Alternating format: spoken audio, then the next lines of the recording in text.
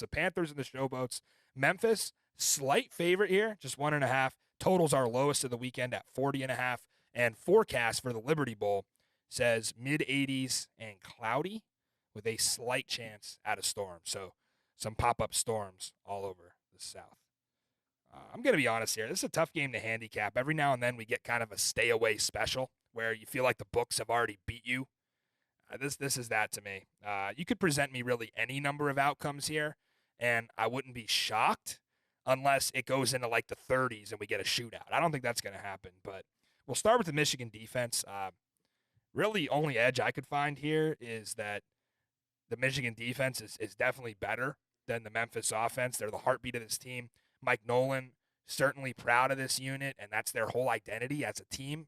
Relies on the defense, and they did give up a ton of yards to San Antonio, but I think they struggled a lot with the Brahma speed. Memphis doesn't have that speed, and at the end of the day, Michigan still gave up less than 20 points, which not a lot of teams have done. In fact, I don't think anybody has done against the Brahmas. So the key here is Michigan plays great second halves on defense. They're best in the league on third down, allowing less than 35%. I expect them to bounce back here against a Memphis offense that, frankly, might be the worst I've ever seen in spring football. I mean, it's terrible. They played 4 quarters of football last Saturday, and they had 127 total yards of offense. They are allergic to the second half. They have 6 touchdowns the entire season and 6 touchdowns in the first half. What is that? I mean, this team hasn't found the end zone once in the second half, 4 games into the season. And it's going to get worse if Case Cookus continues to get banged up. Not to mention, top 2 receivers, Dawood Davis, Vinny Papali, both limited in practice, and I'm sure they'll play. Everybody is having to play hurt for Memphis because of how dire this situation is. They had a little bit of the run game going, but it only lasted a drive. Edge goes to the Michigan defense. I think they dominate up front, and that'll be the story there. Flipping sides of the ball, not too much to get into other than E.J. Perry is out for the year. And that marks the 3rd day 1 starting quarterback that is out. So you could talk about offensive line play being subpar with injuries to Garbers and Garantano, and now Perry. Cookus has been battered. Is that why some of these fringe NFL quarterbacks are not playing in this league? I don't know. I think you look at the NFL, and we're getting just as many quarterback injuries. So it's happening all across football, and it's just something you have to deal with.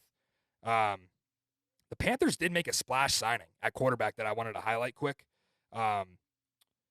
Bryce Perkins. That name kind of jumped off the UFL transactions page at me because I remember him from Virginia, and he was a star in college. That Virginia football program has only had 3 winning seasons in the last 15 years. He was there for 2 of them. To put into perspective how good he was there, he was the only quarterback ever to lead them to the ACC championship game, and he was second-team All-ACC, only behind who other than Trevor Lawrence. So, actually, Perkins, one of only 2 college quarterbacks in 2019 to pass for 3,000 and rush for 700. The other one, Zook, Jalen Hurts. So where'd this guy come from in Bryce Perkins? I really want to see him play. He's not going to play this week. But he spent the last 3 years with the LA Rams. He got a couple of regular season starts with them when Stafford went down. So it's really hard for me to watch this Perkins film and say, oh, yeah, Danny Etling is going to start the rest of the year. I don't know.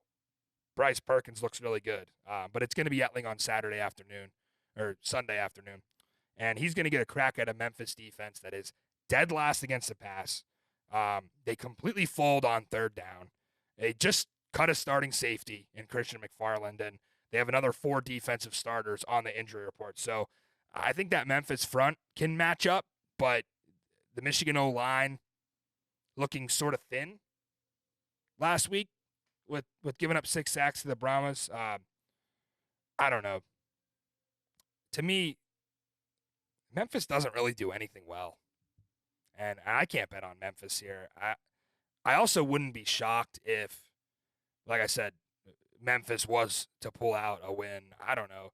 This could be a pretty important game with USFL conference playoff positioning. I don't know.